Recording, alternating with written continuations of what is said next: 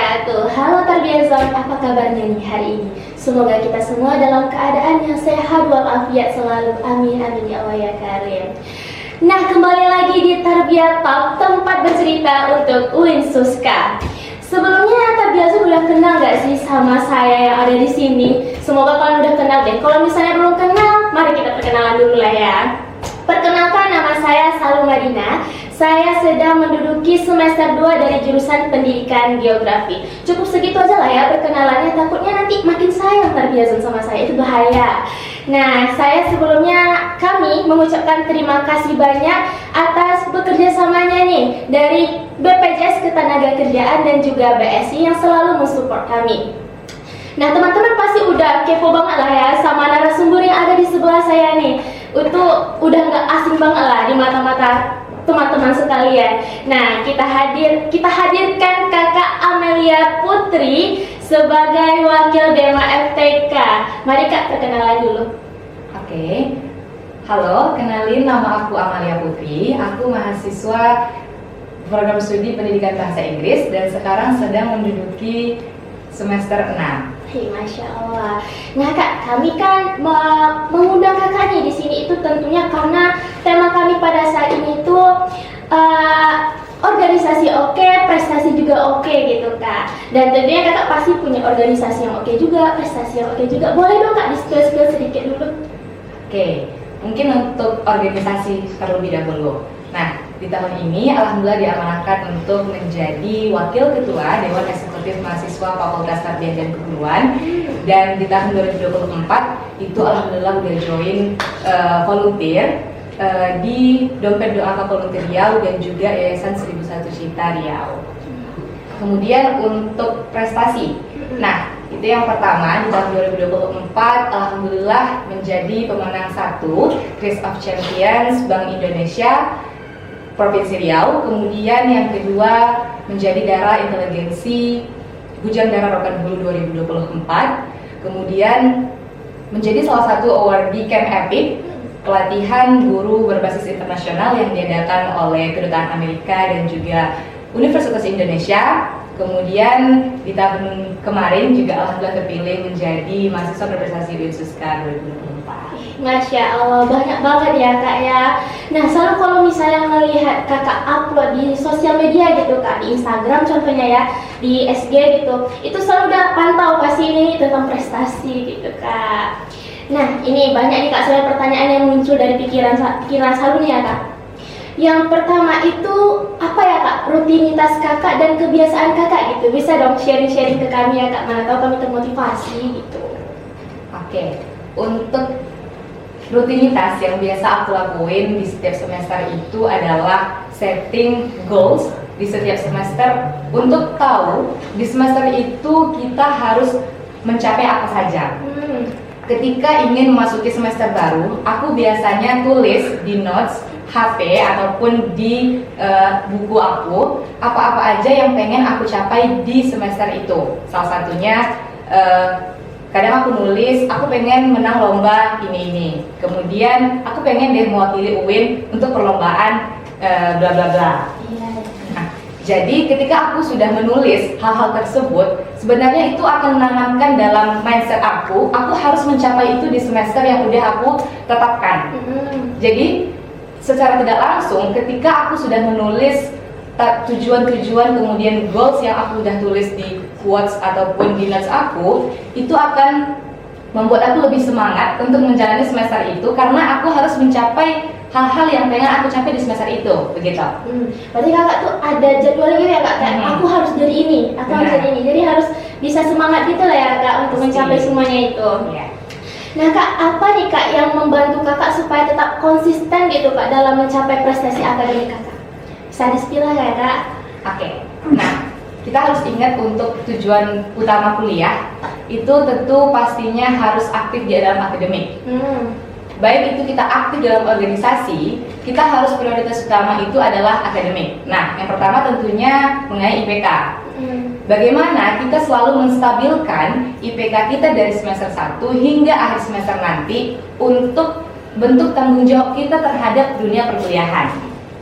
Kemudian seperti yang udah aku capai tadi, hal-hal tujuan yang ingin aku capai itu bukan hanya soal organisasi, tetapi gimana aku bisa balance antara dunia akademik maupun organisasi. Itu aku harus 50-50. Jadi ketika aku udah banyak untuk keaktifan dalam dunia organisasi, aku harus refleksi diri di dunia akademik aku gimana ini. Kemudian dalam prestasi akademik aku sudah mencapai apa saja, dalam perlombaan aku sudah mencapai apa aja. Kalau masih ada hal-hal yang belum aku capai, tentunya aku akan setting lagi goals tadi. Nah, jadi itulah yang membuat aku bisa selalu konsisten, baik itu di prestasi akademik maupun non akademik. Masya Allah, sebenarnya banyak sekali ya Kak tips and triknya lah ya. Tapi keren banget Kak, karena banyak ya Kak orang yang sebenarnya tuh dia tuh bisa, tapi dia tuh malas gitu Kak. Tapi kalau dia kayak versi sempurnanya lah gitu ceritanya. Nah, sebagai seorang darah intelektual kan dulu nih Kak, Kakak kan kemarin menang itu ya Kak. Nah, bagaimana nih Kak pandangan Kakak terhadap banyak mahasiswa yang punya potensi besar tapi dia tuh malas gitu Kak? Oke. Nah, untuk mahasiswa-mahasiswi yang sebenarnya punya potensi yang besar, tetapi mereka malas untuk keluar dari zona nyaman. Betul. Nah, di dunia perkuliahan itu adalah sesuatu yang privilege. Kita duduk di bangku perkuliahan itu suatu privilege yang harus kita manfaatkan begitu. Jadi ketika kita udah di mahasiswa itu nggak sama seperti siswa yang hanya duduk di bangku sekolah kemudian pulang di sore hari. Nah, di dunia perkuliahan kita bisa capai banyak hal, baik itu di akademik maupun non akademik gitu. Jadi aku selalu tanamkan dalam diri aku, ketika dalam masa muda itu nggak apa-apa banget untuk capek. Iya, karena betul. ketika kita capek-capek di masa muda, kita akan menikmatinya nanti di masa tua. Kita akan banyak cerita-cerita ke keluarga kita di masa tua nanti, gitu.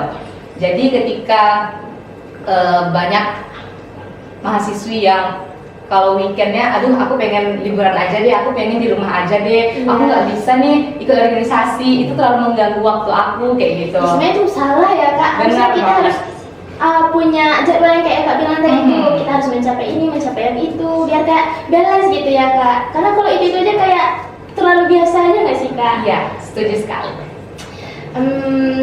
Jadi nih Kak, dari pengalaman Kakak lah ya, yang pernah mengikuti kegiatan bersama Kedutaan Amerika, Kakak kemarin ikut itu juga ya kan? Nah, apa nih Kak tipsnya dari Kakak untuk mahasiswa di luar sana supaya membangun keberanian dalam diri dia gitu Kak, untuk melangkah ke level yang lebih tinggi?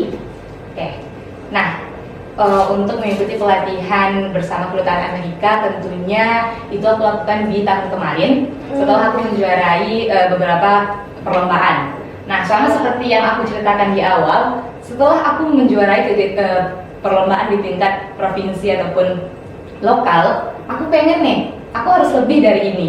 Gimana aku bisa setting kegiatan aku ini berbasis nasional maupun internasional gitu. Jadi, long story short, dosen aku ngirim di grup dosen dan mahasiswa tentang pengumuman pelatihan ini, dan yang terpikir dalam benak aku harus coba pelatihan ini, aku harus coba kesempatan yang mungkin nggak datang 2 kali. Betul.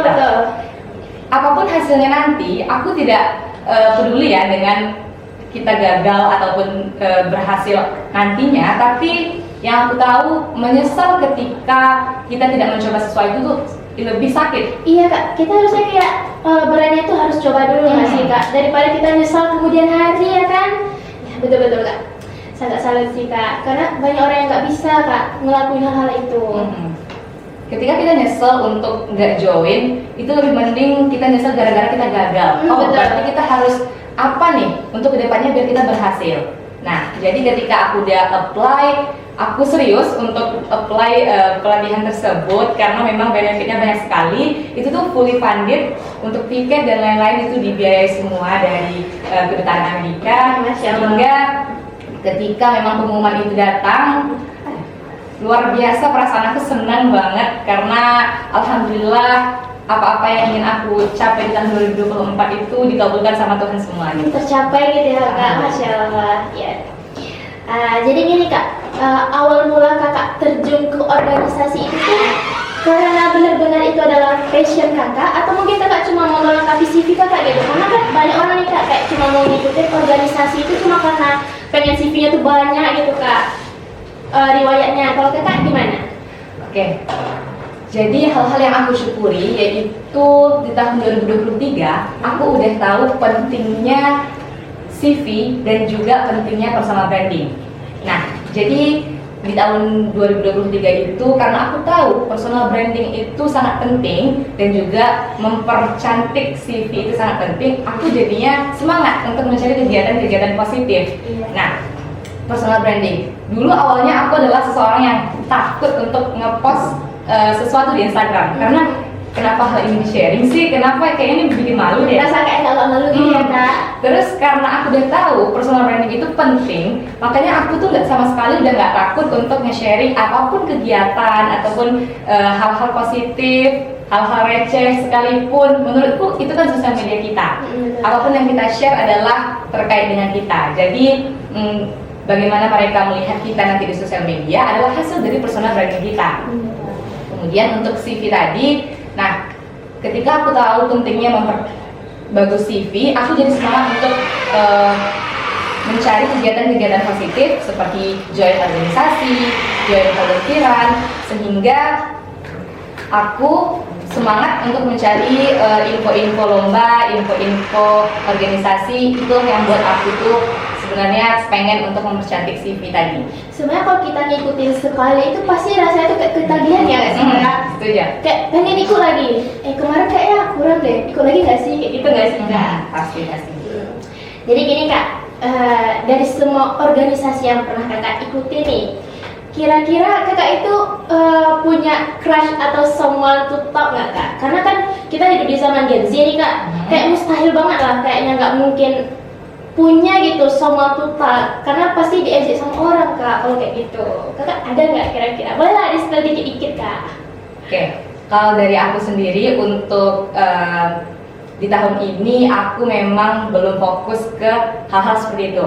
Nah, karena memang aku percaya setiap orang punya fase di mana prioritas dia di mana. Dan untuk prioritas aku di saat ini itu memang cukup di pendidikan, kemudian kuliah aku, kemudian orang tuaku dan juga pertemanan aku begitu. Berarti kakak gak ada yang selain itu lah ya kak. Tentunya pasti karena Tuhan juga, orang tua juga, teman-teman yang mensupport juga ya kak. Oke kak. Sebagai wakil ketua Dema nih kak, kakak rasanya kayak wow, aku bangga banget nih jadi wakil ketua Dema. Atau mungkin kakak kayak ngerasa ada insecure, mungkin kayaknya aku nggak cocok deh jadi wakil ketua Dema. Atau ada nggak terlintas sedikit aja itu di pikiran kakak? Oke, jadi untuk mencapai menjadi wakil ketua Dema itu sebenarnya di awal aku banyak overthinkingnya. Overthinkingnya kak pasti gimana ada nih untuk bisa memimpin teman-teman, membersamai teman-teman di Fakultas Tarbiyah, apakah aku nih bisa nggak sih? Nah, di awal seperti itu. Tapi dengan beberapa keyakinan dari teman-teman terdekat, kemudian juga dari senior-senior, dan aku rasa ketika orang lain percaya sama kemampuan yang ada dalam diri kita, itu berarti kita lebih dari itu. Berarti kita punya potensi yang mungkin kita nggak sadar. Nah, jadi ketika memang kepercayaan itu ditaruh di pundak aku rasa aku harus menjalankan amanah yang sangat luar biasa ini.